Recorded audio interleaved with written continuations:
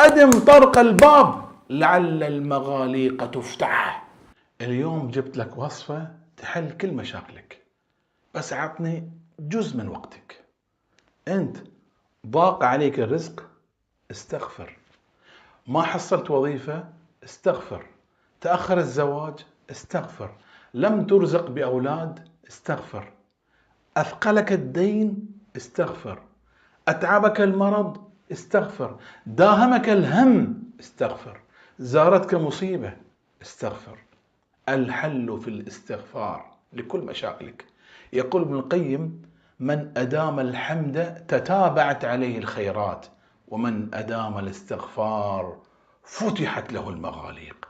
يا الله، والله بالاستغفار تتساقط مشاكلك كما تتساقط أوراق الشجر.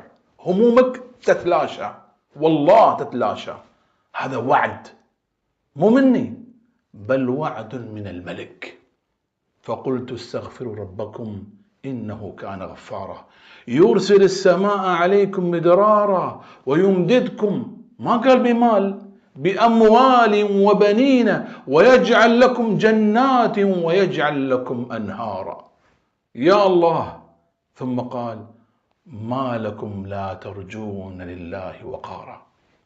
وإذا بدأت الاستغفار لا تصير بخيل وشحيح تستغفر 20 أو 30 مرة بس، بل استغفر كاستغفار أبي هريرة رضي الله عنه. تدرون كم مرة كان يستغفر اليوم؟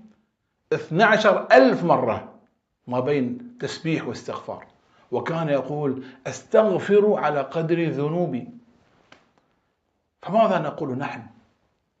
نعم أدري هذا الاستغفار وهذا العدد الكبير بالآلاف يأخذ وقت، لكن ألا تستحق همومك ومشاكلك وأحلامك المؤجلة ما تستاهل بعد من وقتك؟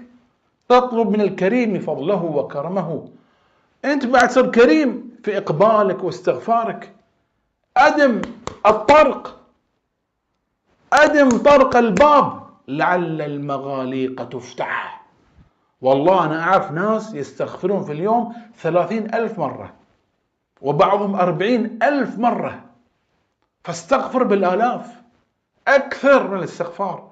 واعلم وتيقن كلما أكثرت من الاستغفار اقتربت من الفرج.